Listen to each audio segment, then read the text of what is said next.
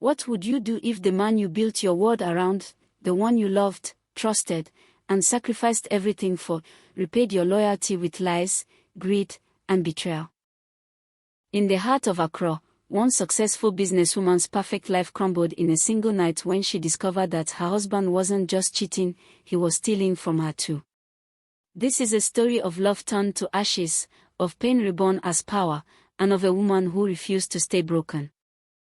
Before we begin, what would you do if you found out your partner betrayed you? Hit like, subscribe, share this story, and comment where you're watching from. Your thoughts might appear in the next episode. The night breeze from the Gulf of Guinea swept gently through the open windows of the Mensa residence in East Legon, carrying the faint hum of distant traffic and the rhythmic beats of Afrobeats music floating from a nearby lounge. The living room shimmered under soft chandelier light. Everything about the house screamed comfort and success: marble floors, sleek furniture, and framed photos of smiling faces that once knew peace. But behind the closed glass doors of her home office, Efua Mensah sat alone, her eyes fixed on her laptop screen. It was past 11 p.m. She had been finalizing a proposal for an interior design contract with a new luxury hotel in OSU, a deal that could expand her business, Efua Interiors, into one of Ghana's top firms. Her husband, Koko, had said he was out with friends watching a football match. The sound of a notification broke her concentration. Ping! A message popped up on the top right corner of her laptop. She frowned. It wasn't her message, it came from a synced WhatsApp account connected to her husband's phone. Curiosity made her hover her mouse over the notification. "Can't wait to spend the night with you again, my king face blowing a kiss, sweet Nana red heart." Efua froze. For a moment, she thought she was seeing things. Her hand trembled as she clicked the chat thread. What appeared next sliced through her chest like a blade. Pictures. Selfies. Voice notes. Videos. "Baby, don't forget the envelope tomorrow. You looked so fine in that blue kaftan today. I miss your touch." The messages spanned months. Her husband, the man she had built a life with for over 13 years, had been having an affair. And worse, he was sending money. Her money. Her breath quickened. She scrolled further down the chat. There were payment receipts from the business account, with memos like client expenses and car hire. But they led to this woman, sweet Nana. Efua's mind replayed every recent argument, every night he came home late, every time he avoided her gaze. The puzzle pieces now formed a clear, cruel picture. A car engine hummed outside. The gate creaked open. Efua quickly minimized the screen and stood, her heart pounding. Koko's laughter echoed from the front door. He walked in smelling of cologne and whiskey, holding a takeaway bag. He was tall, dark-skinned, with the careless confidence of a man who thought he had control. "Efua, you're still awake," he said lightly, walking toward the kitchen. She stared at him, the man she once adored, now a stranger covered in deceit. "Koko," she said quietly, her voice trembling, "who is sweet Nana?" He froze mid-step, takeaway bag still in hand. His eyes darted to her, then to the laptop on the table. "What are you talking about?" "Don't pretend," she said, raising her voice. "I saw the messages. The photos. The money transfers. You've been sleeping with her, haven't you?" The room fell silent except for the hum of the air conditioner. Koko dropped the bag on the counter and exhaled sharply. "Efua, you shouldn't have gone through my phone." "Your phone?" She laughed bitterly. "You betray our marriage and your concern is privacy." "Stop acting like a saint," he snapped suddenly, eyes blazing. "You think because you have money, you can talk to me like I'm your employee. You've become proud, Efua. Always bossing me around." Her mouth fell open in disbelief. "Proud? Koko, I supported you when no one believed in you. I paid your MBA fees. I helped you start Mensa Logistics. I've carried this family on my back while you. While I watch, he cut her off, stepping closer. While I watch you treat me like a houseboy. Every decision, every plan, it's always Efua knows best. You emasculated me. His voice thundered through the house. Tears welled up in her eyes. I only wanted us to grow together. He sneered. Well, you've grown, too much. Maybe that's why I needed someone who still makes me feel like a man. Her knees weakened. That single sentence shattered the last wall inside her heart. The betrayal wasn't just physical, it was emotional, deliberate, cruel. Their daughter Omar's small footsteps sounded on the stairs. Mommy. Daddy. Why are you shouting? Efua quickly wiped her tears and forced a smile. Go back to bed, sweetheart. Everything's fine. Omar hesitated before returning upstairs. When Efua turned back, Koko was already walking toward the door. We'll talk tomorrow, he muttered. I'm not doing this drama tonight. He left the house, slamming the door behind him. Efua sank to the floor, her body shaking. Her laptop screen still glowed faintly on the table, the chat still open, mocking her. She stared at it through tears. Her heart screamed, why me? Then her phone buzzed again. A new message appeared, from her company's accountant. Madam, urgent.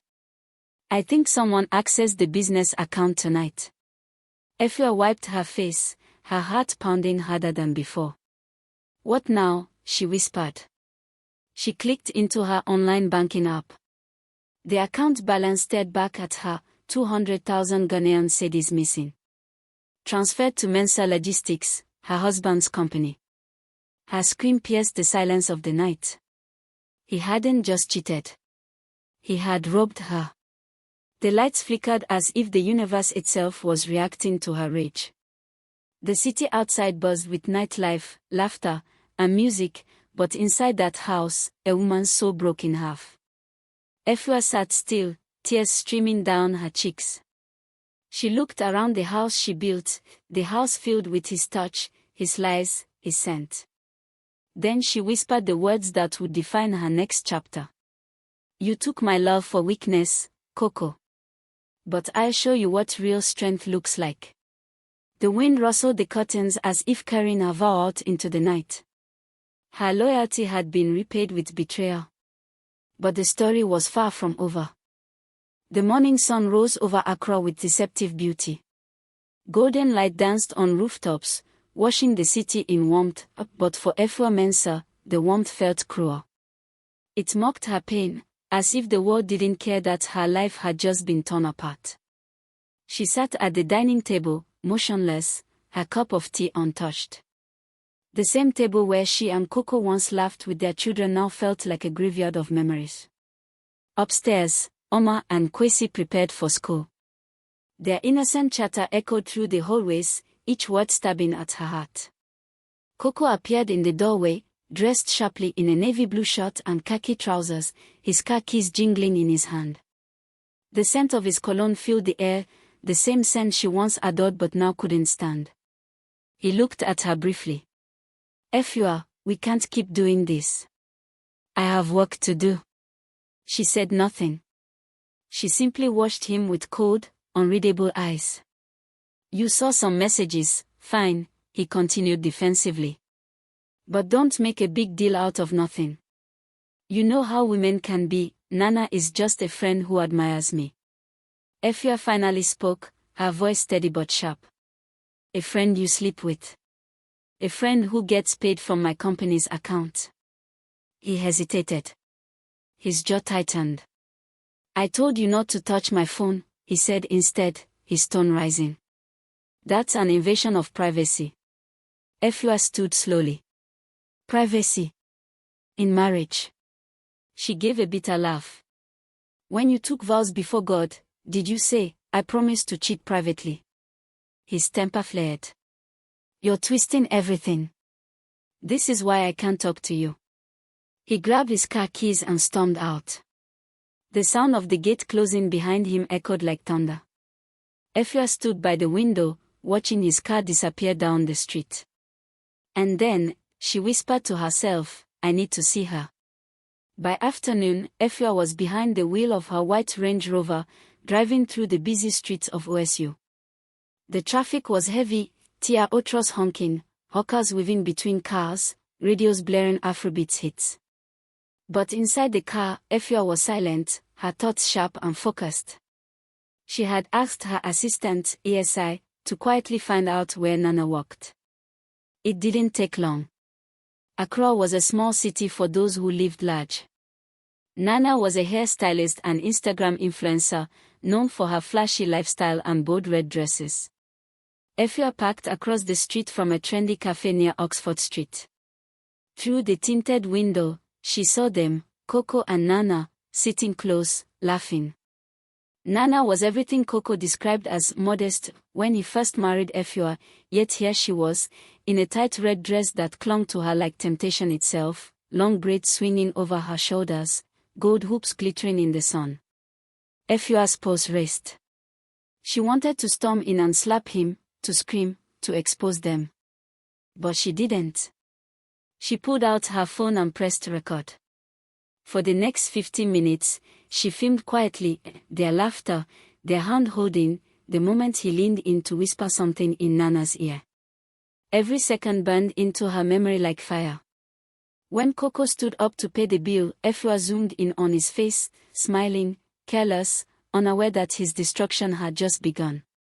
That evening, when he returned home, she was waiting. Koko walked in humming, his phone still in hand.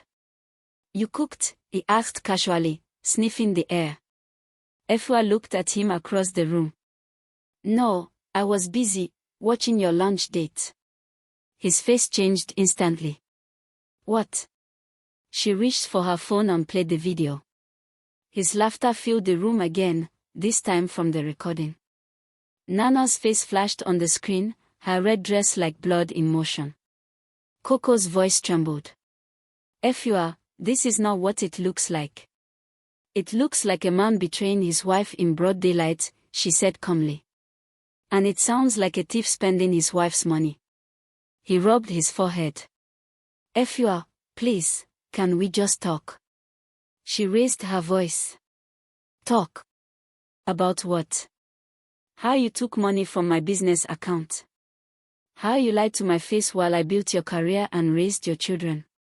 Koko tried to speak, but the shame on his face betrayed him. Efua took a deep breath. Koko, I've loved you more than you deserve. But from today, things will change. You wanted to feel like a man. Fine. Let's see how much of a man you are when you lose everything I gave you.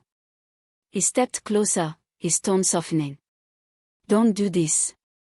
You're angry now, but you'll regret it. I can fix this, Efua. Her expression didn't change. You can't fix what you chose to break. With that, she walked past him, picked up her car keys, and left the house. The night air outside was heavy with humidity. Efua drove to the beach near Lebody, parked, and stepped out. Waves crashed against the shore as if echoing her turmoil. She stood there for a long time, staring at the dark horizon. Behind her, couples laughed and lovers held hands, and she thought of how once upon a time, she believed love was enough. Her phone buzzed again. It was her lawyer friend, Sandra, texting. Efua, I just reviewed some documents from your accountant. You need to come by my office tomorrow morning. Something's off with your company registration. Call me ASAP. Efua frowned, confusion mixing with dread. She replied, what do you mean something's off? A few seconds later, another text arrived. Your husband's name appears as co-owner on one of the business filings. Did you authorize that? Efua's heart skipped. The waves grew louder. She realized Koko's betrayal went even deeper than she thought. This wasn't just infidelity. It was calculated greed. The camera of life zoomed in on her tear-streaked face, illuminated by the reflection of her phone screen. Her voice broke as she whispered, You took my heart, Koko. Now you're trying to take my name. She turned toward the ocean, whispering to the wind, "You want war? I'll give you war." The waves roared back in approval, crashing louder against the rocks as if answering her vow. The next morning, Efua would discover that Koko forged her signature and now legally owns half her company. The following morning broke over Accra like any other, taxis honking, tear-otros rumbling past roadside hawkers, and the scent of fresh bread wafting from neighborhood bakeries. But for Efua Mensah, the world no longer felt ordinary. The sunlight streaming through her curtains only reminded her how much darker her life had become. She barely slept. Her mind had replayed every moment of the night before: Koko's smug face, the red dress of his mistress, the video she recorded, and finally, her lawyer's message about her company. By 7 a.m., she was dressed sharply in a fitted cream suit, her hair neatly wrapped in a silk scarf. She looked powerful, but her eyes betrayed the storm inside. As she kissed her children goodbye and watched them board the school bus, she whispered to herself, "For you, Kwesi and Oma, I will not break."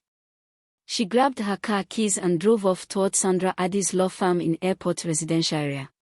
Sandra's office smelled of fresh coffee and polished wood.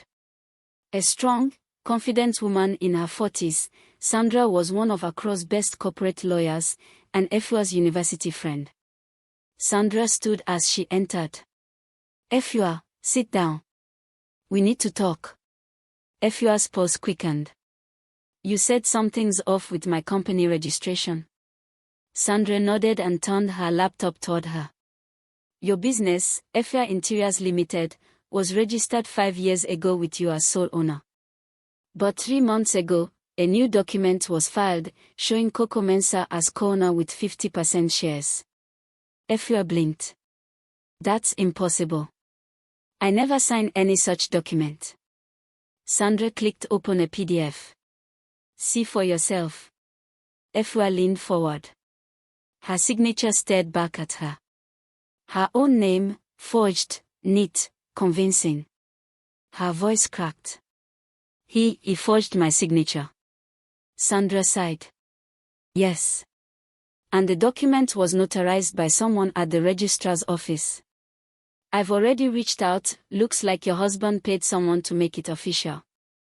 Efua's chest tightened. "So legally, he owns half of my business now?" "On paper, yes," Sandra replied. "But don't panic. We can fight this. You just need evidence that you didn't sign this and that he acted with intent to defraud." Efua clenched her fist. "He took my money. Now he's trying to take my name. I swear, Sandra, I'll make him pay." Sandra leaned forward, her voice low. "Efua, listen carefully. Don't confront him yet. We'll gather proof, bank statements, messages, the video, everything. Let him think you're calm. That's how we win." Efua nodded slowly. Inside her, something hardened. The tears that once blurred her vision had turned into sharp focus. That afternoon, she went to her office at East Legon. Her staff greeted her cheerfully, unaware that their boss's marriage was collapsing. Her accountant, approached with a file. "Madam, I noticed something strange. The payment for the logistics contract last month, 120,000 Ghanaian cedis, went directly to Mensah Logistics. I thought you authorized it." Efua frowned. "No, I didn't." Yo continued nervously. "Well, Koko came in last week and said you approved it while traveling. He even signed the voucher." She took the file from him and stared at the signature, her own name, again forged perfectly. Her heart sank deeper. Koko had been bleeding her company dry, step by step. "Yo," she said softly, "from now on, any document, no matter who brings it, must go through me. Understand?" "Yes, madam," he said quickly. As you left, Efua turned toward her office window. From the 5th floor, she could see the busy Accra streets below, people hustling, life moving, oblivious to her pain. She took a deep breath and whispered, "No more tears." She opened her laptop and began pulling financial records, transfers, invoices, account statements. Every movement of money that linked to Koko, she downloaded and saved. The deeper she dug, the more furious she became. He had been siphoning money for nearly a year. Luxury car payments, hotel bills, cash withdrawals. Then she found something that made her stop cold, a 50,000 Ghanaian cedis transfer to Ken Boten. She remembered the name instantly. Nana Boten. The woman in the red dress. Efua sat back, trembling with anger. He hadn't even hidden it. He was funding his mistress's lifestyle directly from her hard-earned business. Her phone buzzed again, a message from Koko. Hope your day's fine. Let's talk tonight. I want us to fix things. Efua laughed bitterly. Fix things. After forging her name and robbing her company. She typed back calmly. We'll talk soon. Her fingers hovered over the keyboard, but she didn't send more. Sandra's advice echoed in her mind, let him think you're calm. She closed her eyes, forcing herself to breathe. Revenge wasn't about rage. It was about control.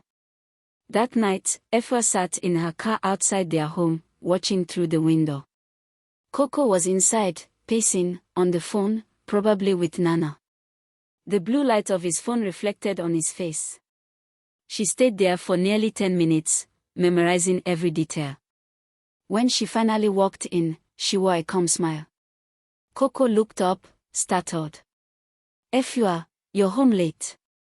Yes, she said, placing her handbag on the table.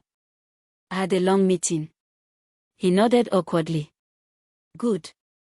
I was hoping we could talk about us. She poured herself a glass of water. Sure, she said softly. But not tonight. I'm tired. Koko studied her face, suspicious. You're not still angry, are you? She smiled faintly. Anger is a waste of energy. He exhaled, relieved. That's my Efua. I knew you'd come around. She looked him dead in the eye. Oh, I've come around all right. He didn't understand the weight behind her words. Later that night, when Koko fell asleep, Efua slipped out of bed and opened her laptop in the study. She uploaded every piece of evidence to a cloud drive, financial records, the forged documents, the video at the cafe, even screenshots of his messages. Each file she saved was a weapon. As she typed the final folder name, proof of betrayal, she whispered, "This is not over." The light from the laptop glowed on her determined face. Down the hall, her children slept peacefully.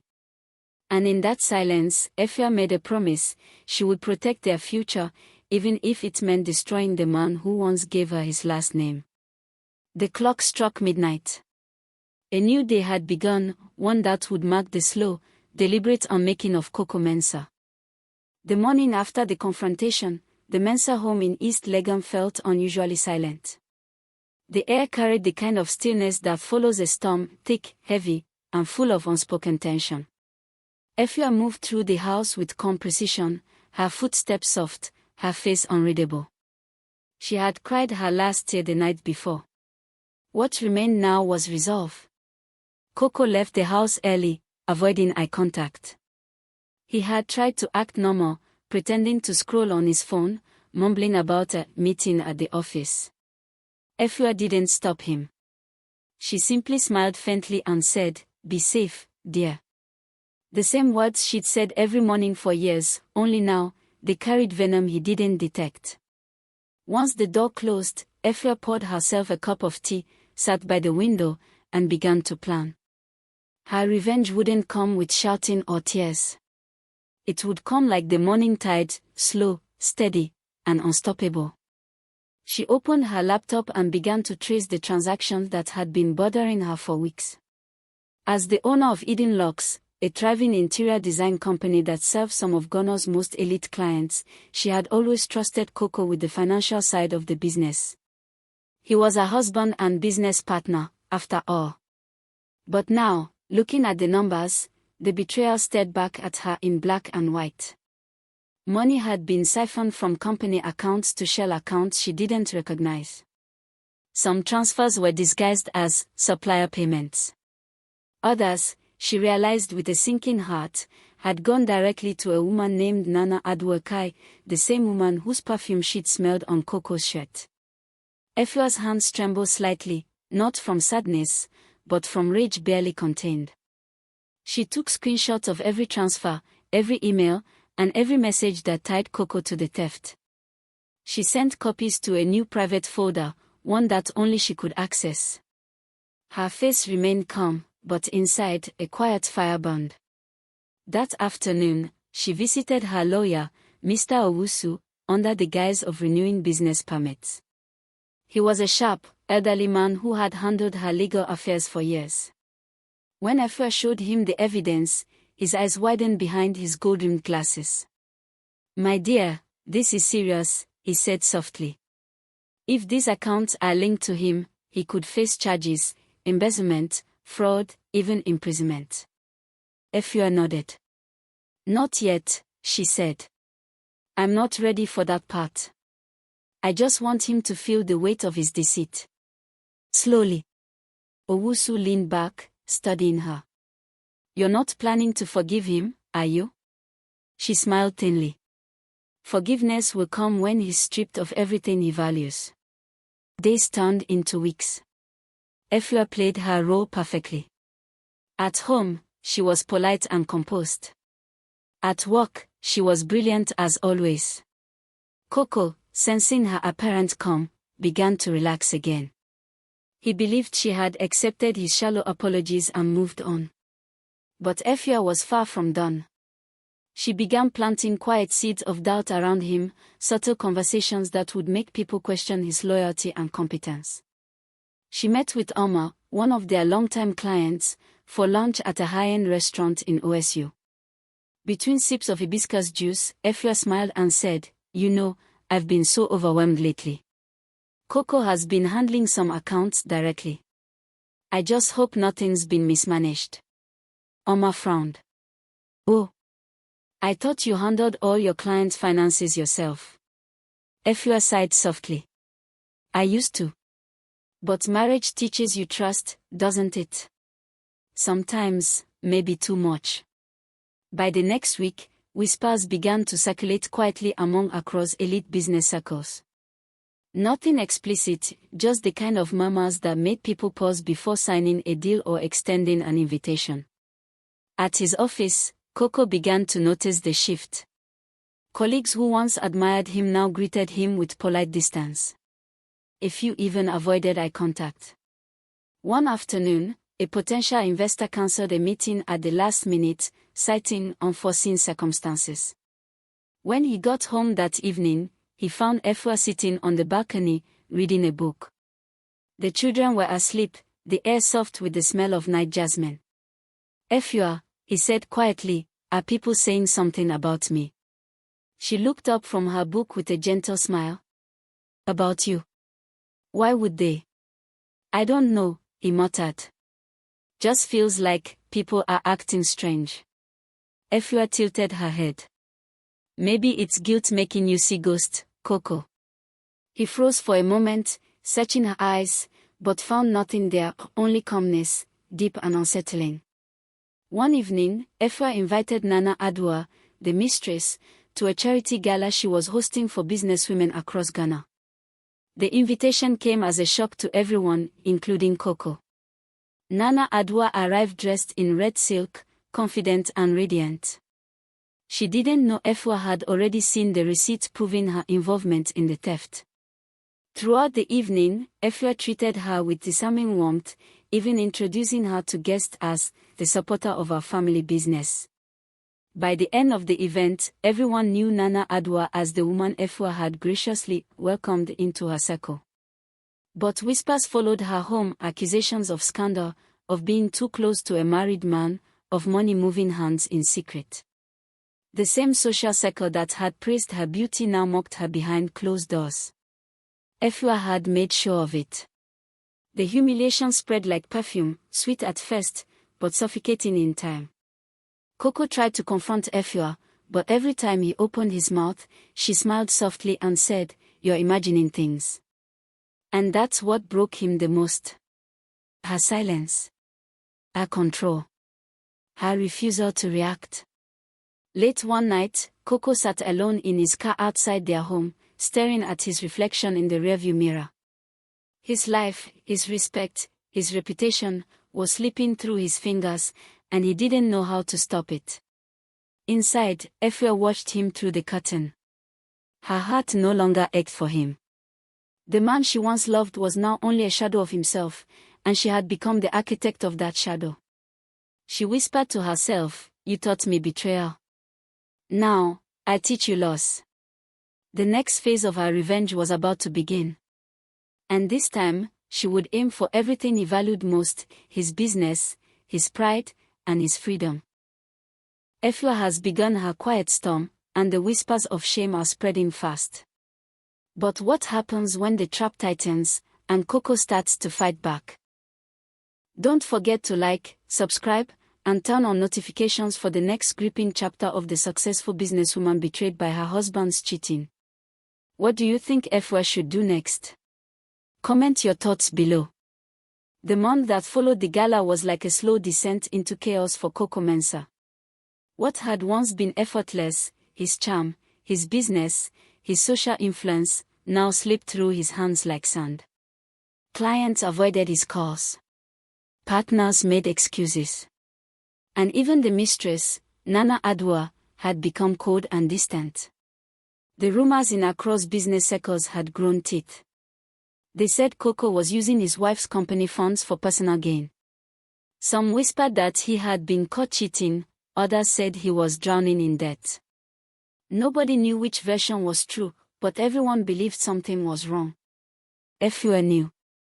She had orchestrated every whisper, every doubt, every strategic silence. At home, Koko's paranoia grew. He became restless, pacing through their house at night. Once, he even searched Efua's drawers and her laptop while she was asleep. But Efua was always 3 steps ahead. The documents he found were harmless: receipts, schedules, notes for new projects. Nothing incriminating. One night, unable to hold his frustration any longer, Koko confronted her. "Efua," he said, his voice trembling with anger, "what are you doing to me? Everywhere I go, people are acting strange. Investors, friends, even family. They all look at me as if I'm some kind of thief." Efua looked up from her cup of tea, calm as a quiet sea. "Koko," she said softly, "if people think you're a thief, maybe they've seen something you haven't noticed yet." Her words hit like a slap. But before he could respond, she added, "Or maybe you should ask yourself why their opinion bothers you so much." Koko stormed out, slamming the door behind him. Efua watched him go with a faint smile. The trap was working, slowly, painfully, beautifully. Behind the scenes, Efua had started the second phase of her plan: legal separation of assets. At her lawyer's office, she reviewed documents that would secure her control over Eden Locks entirely. Until now, Koko's name had been on a few partnership papers, a symbolic gesture of trust from years ago. That trust was now being legally erased. "I want every share, every account, and every property under my name alone," she instructed. Mr. Owusu adjusted his glasses. "Understood. But once we finalize this, it will become visible to him. Are you ready for that?" Efua smiled, her voice calm but icy. "He'll find out when it's too late to fight back." Owusu nodded slowly. "You're playing a dangerous game, Efua." She leaned forward. "No, Mr. Owusu. I'm playing his game. I'm just better at it." Meanwhile, Koko's world continued to unravel. One morning, as he arrived at his office in Airport City, he found the entrance locked and 2 security guards blocking his way. "Boss, there's an issue," one said awkwardly. "Management said your access is restricted pending investigation." "What investigation?" Koko barked. The guard hesitated. "Something about company funds." Auditors came last night. Koko froze. His stomach tightened. His hands began to shake. He pulled out his phone and dialed Efua. Efua. What's going on? My office has been locked. She cut him off, her tone smooth. Oh, that. The auditors found some inconsistencies in the accounts. You were listed as financial manager, weren't you? His voice cracked. You set me up. Efua laughed lightly. No, Koko. You set yourself up. I just opened the curtain. He stood in the parking lot, heart pounding, as her words echoed in his mind. For the first time, he realized the woman he had betrayed was no longer the one who once begged for his love. She had become something else. Something powerful. That night, Efua drove home late from a business dinner. The city lights shimmered against her windshield as she thought about how far she had come. From heartbreak to strategy. From pain to control. But there was one more piece of the plan she needed to execute: the public exposure. In the coming weeks, the Ghana Business Review was scheduled to publish an article celebrating women entrepreneurs. Efua had been interviewed for the feature. She had carefully planted details about betrayal in business partnerships and financial abuse in marriages, without mentioning names. But everyone would know who she meant. Back home, Koko sat in the dark, scrolling through his phone. He had lost most of his clients, and even his friends avoided him now. Nana Adwa had stopped returning his calls. The mistress who once called him her king had moved on to another man with deeper pockets and no scandal attached. He was alone. And that's when his fear turned to desperation. He walked into Efua's study one night, his voice cracking. Efua, please, let's talk. I made mistakes, yes, but I can fix this. We can rebuild. Efua didn't even look up from her paperwork. Rebuild what, Koko? The lies. The theft. The humiliation. He sank to his knees. I was foolish. I was greedy. But I never wanted to lose you. Efua finally looked at him, her face unreadable. You already lost me, Koko. The day you betrayed me for cheap pleasures and quick money. She stood, walked past him, and whispered, you thought I was weak. You mistook love for blindness. But look at me now, I see everything. As she left the room, Koko buried his face in his hands. The next morning, the article went live online. The headline read, Efua Mensah, the woman who built empires and survived betrayal. Within hours, it went viral. Bloggers picked it up. Social media exploded with praise. Women across Ghana celebrated her strength. And though the article never mentioned Koko by name, everyone connected the dots. His shame became public property. His name whispered in gossip, his reputation crushed beyond repair. But Efua wasn't done. She had one final move, a silent bomb waiting to drop. That evening, as the sun set over Accra, Efua received a call from her lawyer. Madam, Owusu said, the audit is complete. The authorities are ready to review the documents whenever you decide. Efua looked out at the horizon, her face glowing in the fading light. Not yet, she said softly. He hasn't learned his lesson. But soon. Her voice carried a calm finality, the kind that only comes from power wreck. Aimed. Koko's world is collapsing, but Efua's quiet storm is far from over. What will happen when she decides to take her revenge to the final level, where love turns to law, and betrayal meets justice? The days after the Ghana Business Review article felt like a slow death for Koko Mensah. His phone barely rang anymore. Clients had vanished. Old friends crossed the street to avoid him. Even his siblings stopped visiting, afraid his scandal would taint their reputations. At home, he wandered through rooms that once felt warm but now echoed with emptiness. The laughter of his children drifted from upstairs, innocent, distant, untouched by the chaos between their parents. Efua had made sure they never saw the darkness. To them, Daddy was busy with work, and Mommy was handling things. But Koko knew better. He was living in a cage of his own making. One afternoon, as Efua prepared for another board meeting, he walked into the living room, disheveled, holding a printed copy of the article. "So this is how you destroy me," he shouted. In front of the whole country. Efua didn't flinch. She adjusted her gold earrings and replied softly, "I didn't mention your name, Koko." The word just connected the dots. He threw the paper onto the floor. "You've turned everyone against me. Clients, friends, even my family." She turned to face him, her voice sharp but calm. "You turned them against yourself. I simply stopped covering for you." That line cut deep. He stood there, breathing heavily, fist clenched. "Efua," he said through gritted teeth, "you think you've won. But you forget, I still have power. I know things about you too." Efua raised an eyebrow. "Like what?" Koko smirked. "Your company's contracts, your tax files, your bank records. I was part of your system once, remember? I can make things very ugly for you if I want." She smiled faintly. "Then do it." Her calmness infuriated him. He slammed his fist on the glass table, shattering it. "Don't test me, Efua." She stepped closer, her eyes cold as steel. "I'm not afraid of you anymore. You took everything, my love, my peace, my trust. You can't take my dignity."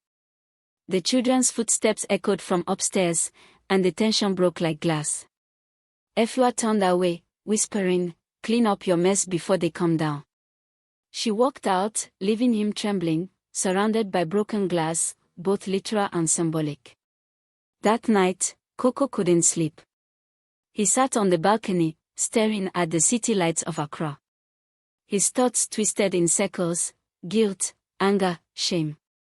He had built his world on lies, and now the foundation was collapsing. Then a dark thought crossed his mind: maybe if I take something from her, she'll finally feel what I felt. The next day, Koko walked into Efua's office at Eden Locks unannounced. Employees froze when they saw him. His name was no longer on the company's official list, but he acted as though it was still his domain. Efua was in a meeting when he barged in. She looked up, startled but composed.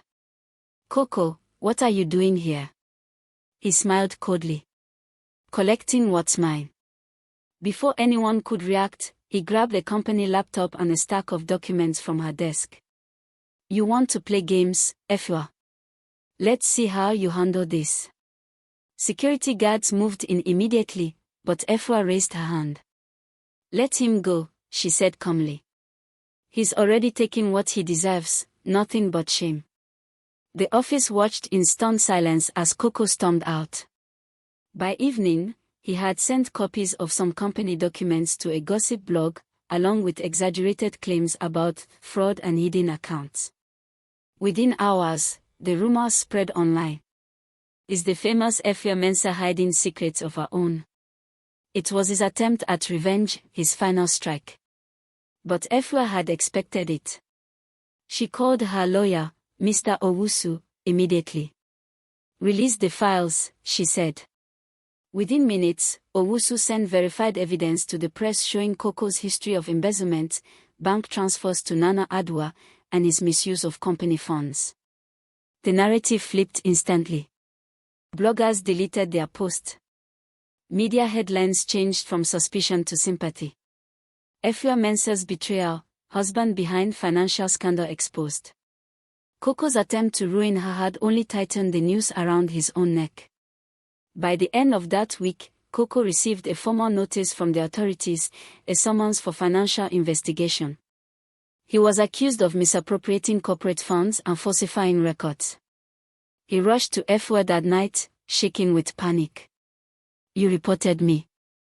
Efua looked up from her dining table, where she was helping their daughter with homework. "No," she said evenly. The truth reported itself. He dropped to his knees. Efua, please, they'll ruin me. My name, my life. She stood up slowly. You ruined yourself when you betrayed me. Now you'll face what you created. Tears filled his eyes. Efua, I'll lose everything. She turned away. So did I. But the difference is, I rebuilt. You can't, because your foundation was greed. Her voice didn't tremble. Her hands didn't shake. The woman who once begged for his honesty now looked at him with the compity of a queen watching a fallen servant. The following morning, Efua sat in her car outside the courthouse, dressed in a cream suit that radiated grace and quiet strength. Cameras flashed as she stepped out, surrounded by journalists. Reporters shouted questions. Mrs. Mensah, is it true your husband stole from your business? Are you filing for divorce? Do you have a message for women facing betrayal? Efua smiled gently and replied, my only message is this: never let betrayal break you. Let it build you into something unshakable. Her words trended across social media within hours. Women across Ghana and beyond shared her story, calling her the face of strength after betrayal. Meanwhile, Koko sat in the back of a police car, head bowed, as flashlights glinted through the tinted windows.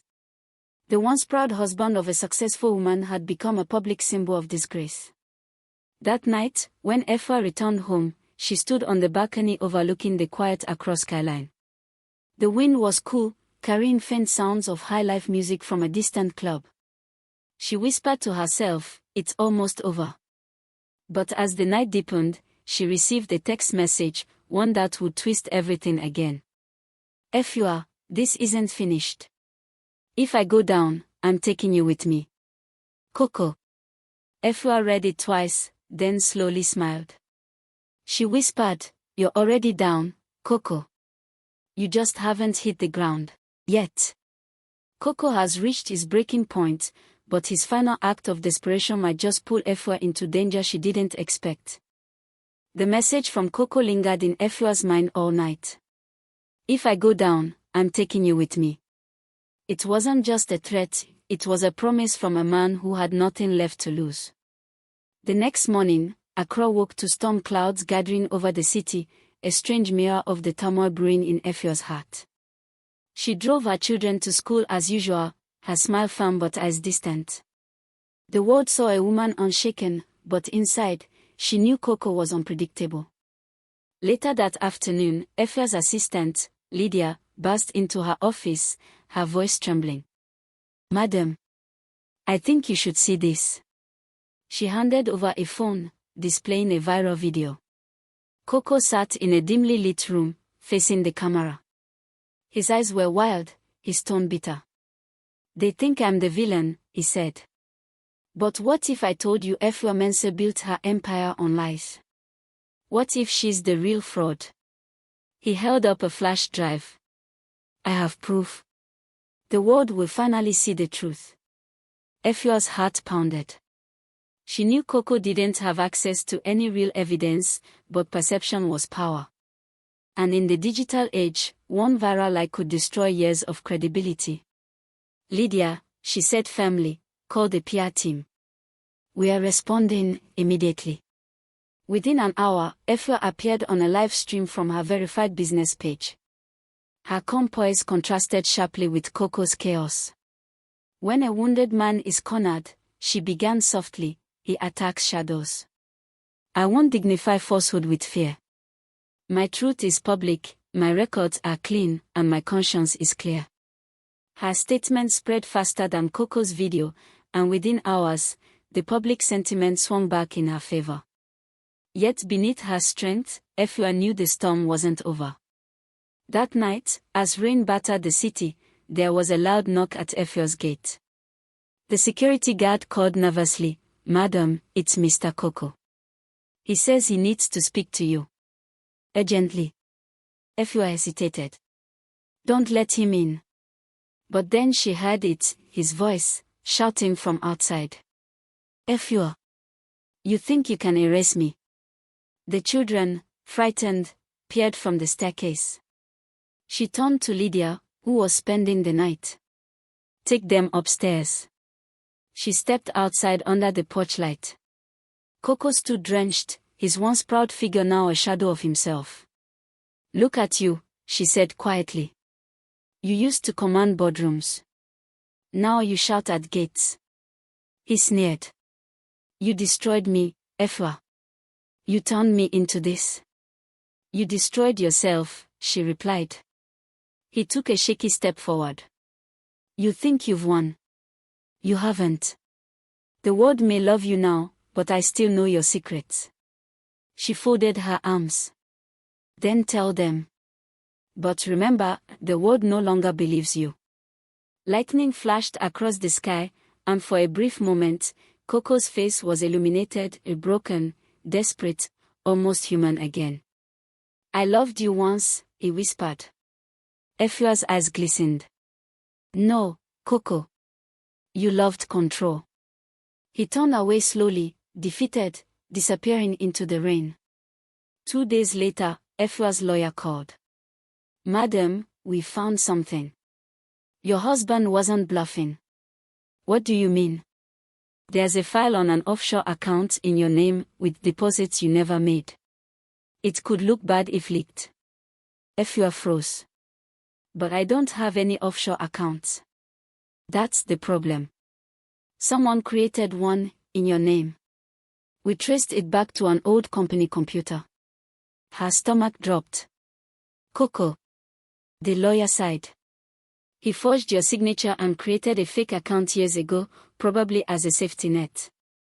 If he releases that file, it could damage your reputation temporarily. Efua clenched her fist. Then we move fast. Clean every record. Notify the authorities. I won't let him drag me into his darkness.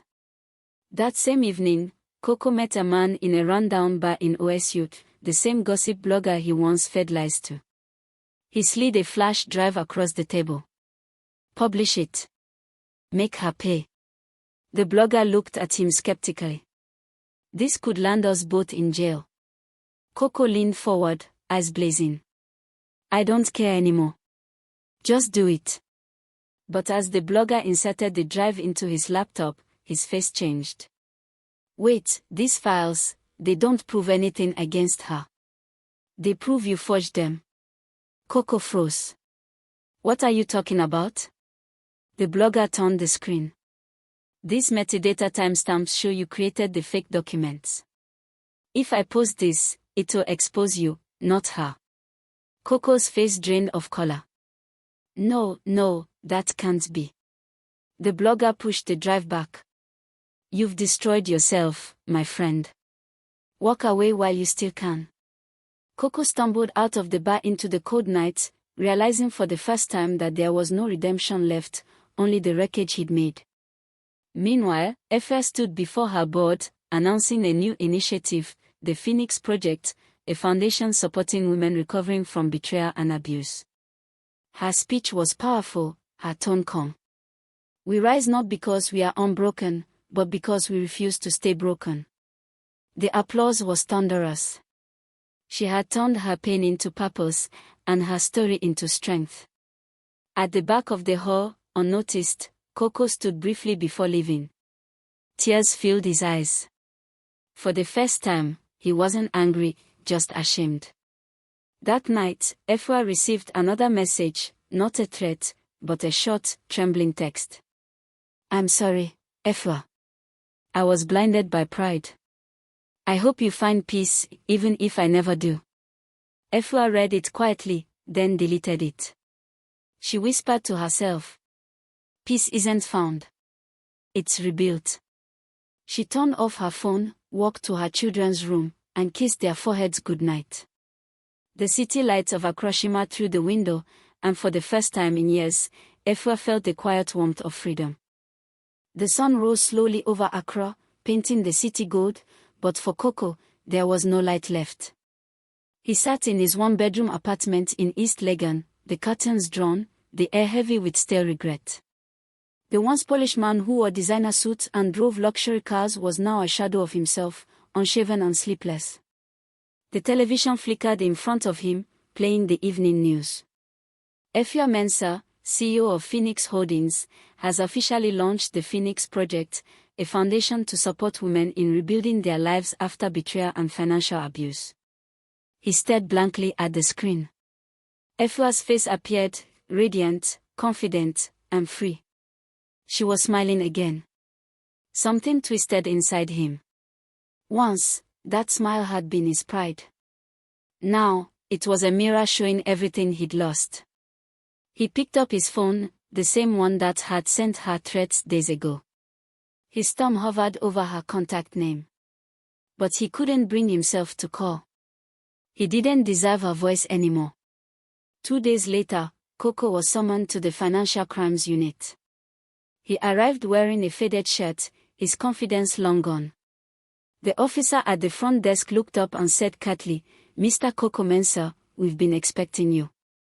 Inside the interrogation room, a stern-faced investigator named Inspector Owusu slid a stack of documents across the table. "We've received a report of fraudulent activity tied to your name, offshore accounts, forged signatures, and misappropriation of company funds from your former wife's businesses." Koko swallowed hard.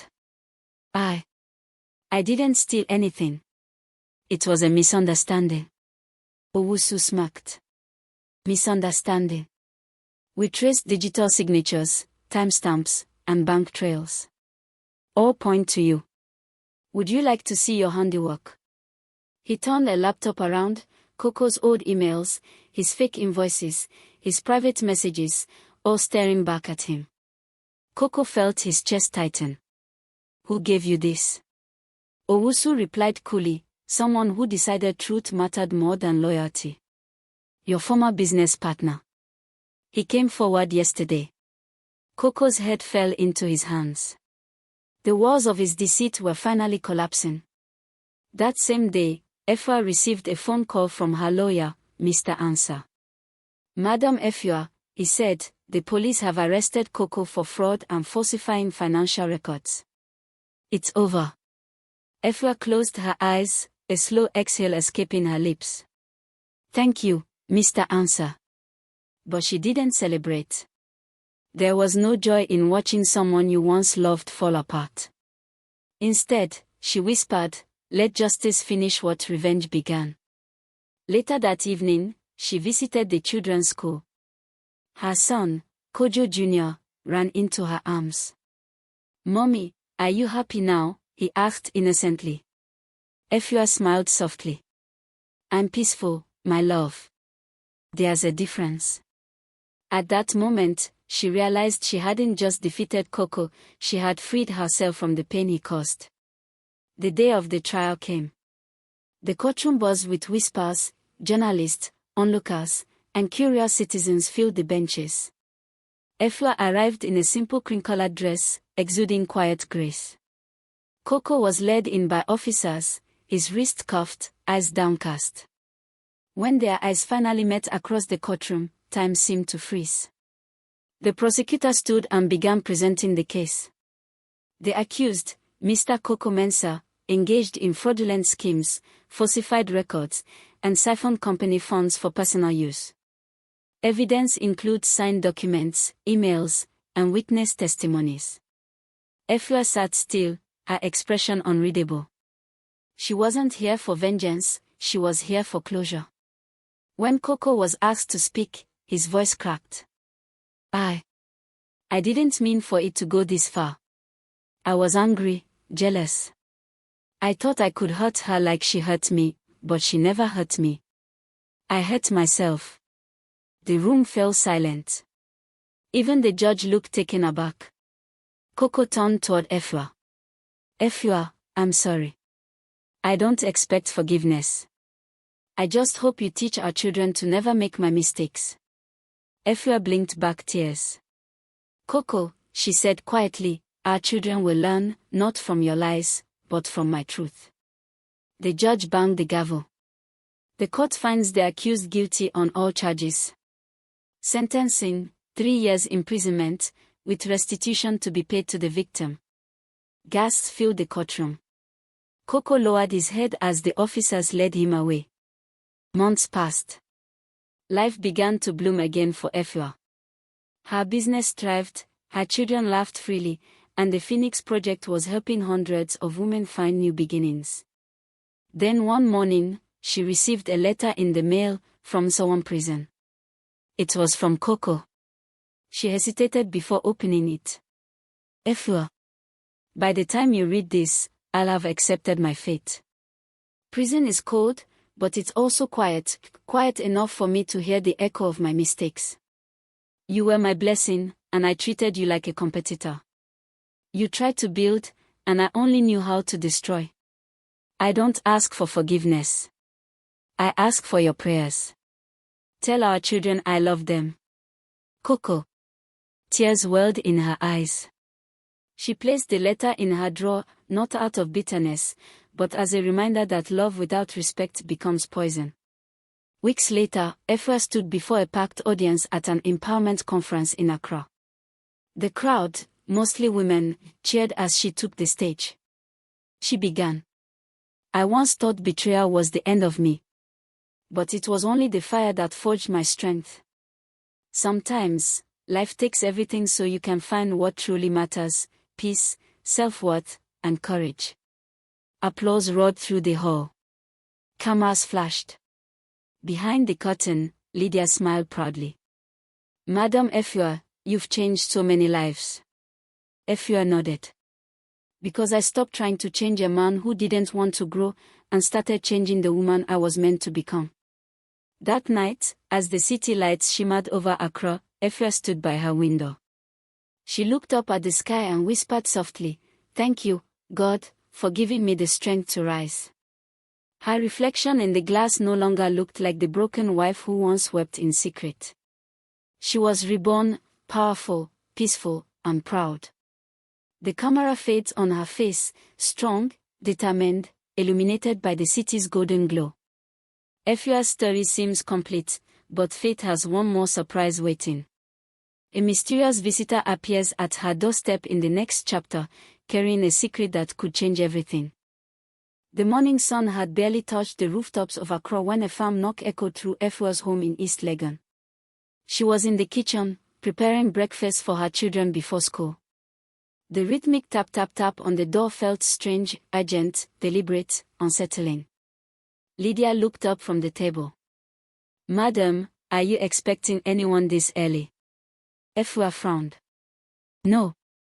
Not at all." She wiped her hands and walked slowly toward the door.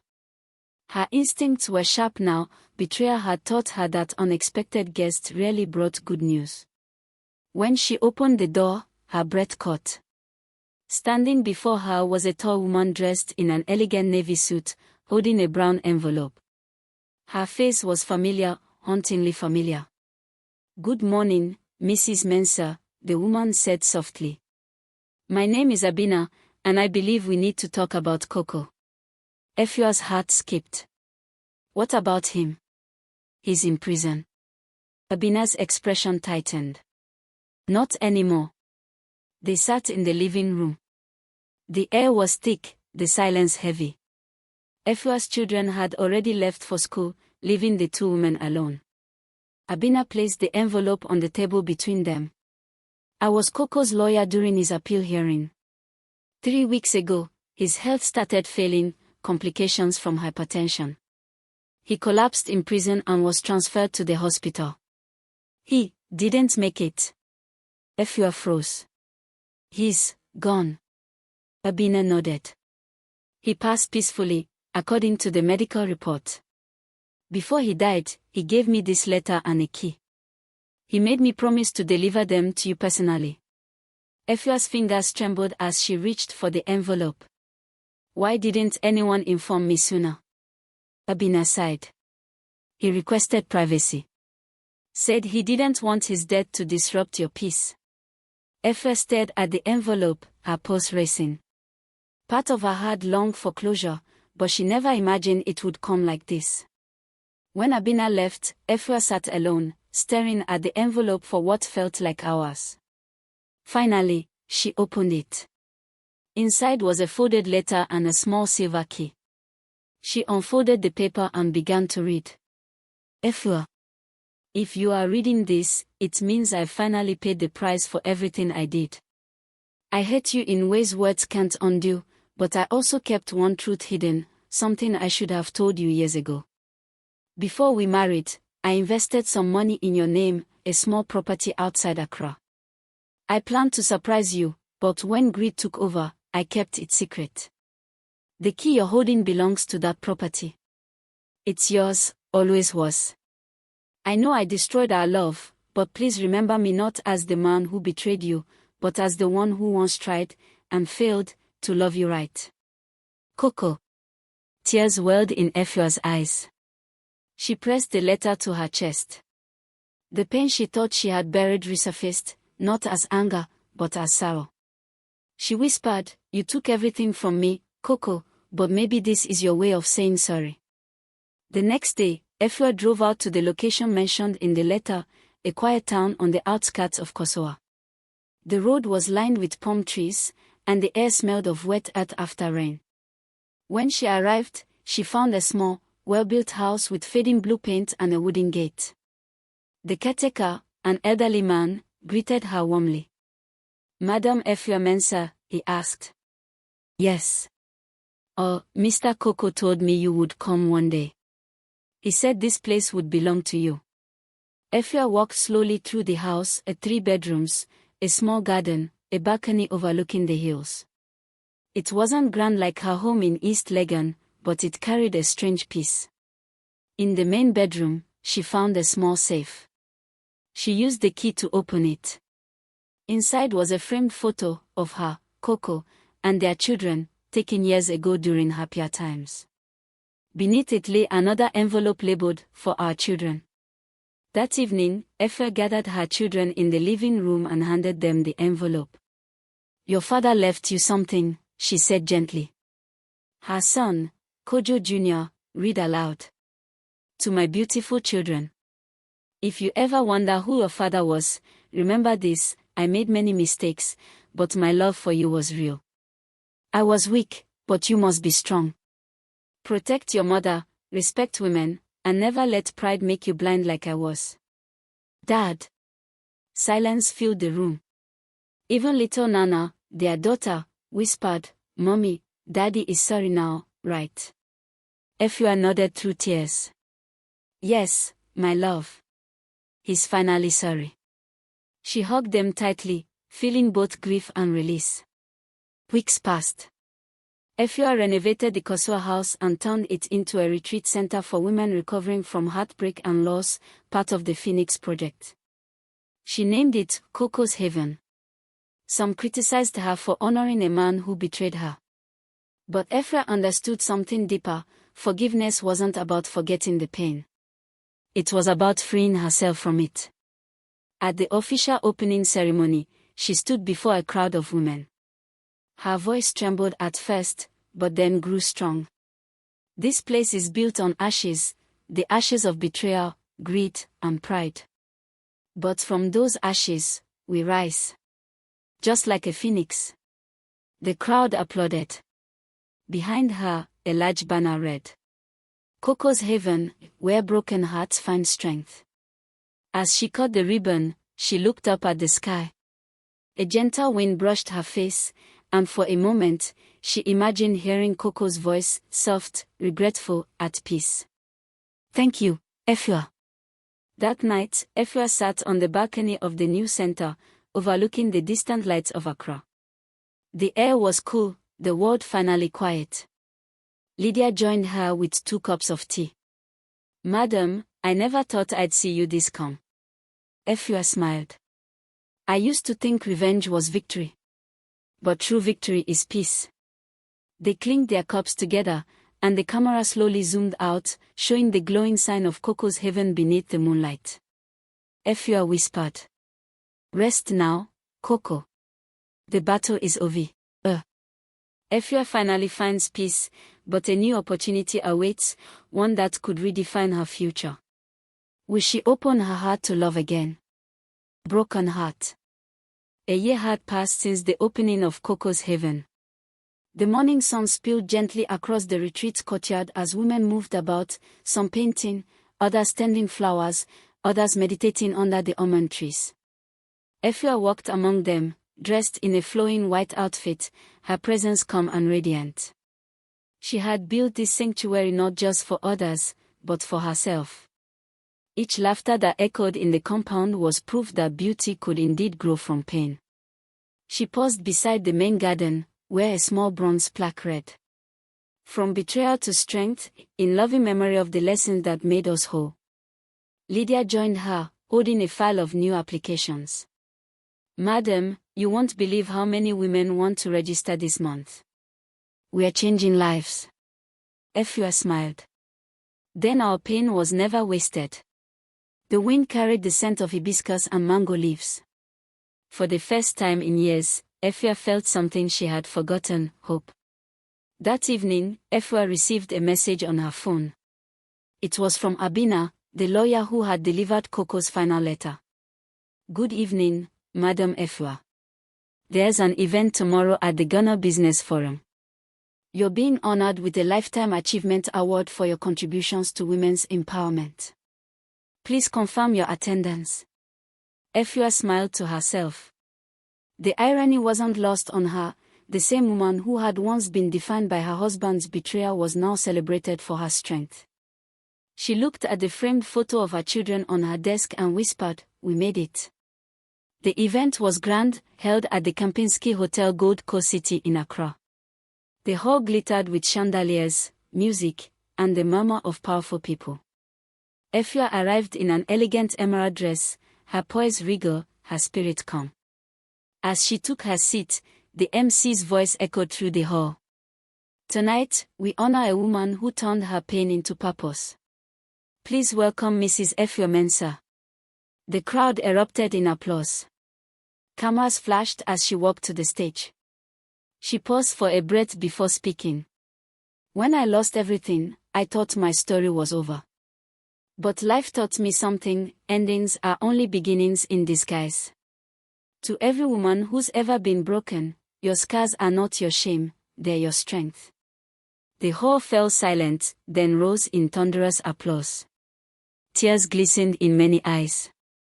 Among the guests was a tall man with a kind face, Michael Owusu, a philanthropist and widower known for supporting women-led enterprises. His gaze lingered on Efua, admiration soft in his expression. After the ceremony, Michael approached her at the cocktail lounge. "Mrs. Mensah," he began, smiling warmly, "your speech, it was powerful. I've read about your foundation. You've done something remarkable." Efua smiled politely. "Thank you. Pain has a strange way of becoming purpose if you let it." He nodded. "I understand. I lost my wife to cancer 5 years ago. I thought I'd never heal, but helping others helped me too." Their eyes met, two souls who had walked through loss and found meaning on the other side. As the night went on, they talked, not of success or power, but of faith, forgiveness, and second chances. When he offered to partner with the Phoenix Project to expand its reach, Efua felt something stir inside her, not romantic longing, but something gentler: possibility. Weeks turned into months. Michael became a quiet, consistent presence. He visited Koko's haven, donating materials, mentoring young entrepreneurs, and spending time with Efua's children. Kojo Jr. liked him immediately. "Mom, Mr. Michael is cool," he said one evening. "He taught me how to play chess." Efua laughed. "He did, Nana added, "and he brought me storybooks. He said strong girls change the world." Efua's heart softened. She had been careful, love had once blinded her, and she promised herself never to rush again. But Michael wasn't like Koko. He didn't demand space in her world, he simply walked beside her, letting her lead. One evening, as they stood on the balcony overlooking the retreat, he said quietly, "You've built something eternal here, Efua. You turned your pain into a light for others." She smiled. "And what about you, Michael? What have you turned yours into?" He paused. "Patience." Their eyes met again, no desperation, no fear. Just mutual respect and understanding. One quiet night, Efua sat in her study, pen in hand. She began writing a letter, not to Koko, not to anyone else, but to herself. Dear Efua, you did not break when the world tried to shatter you. You faced betrayal and turned it into wisdom.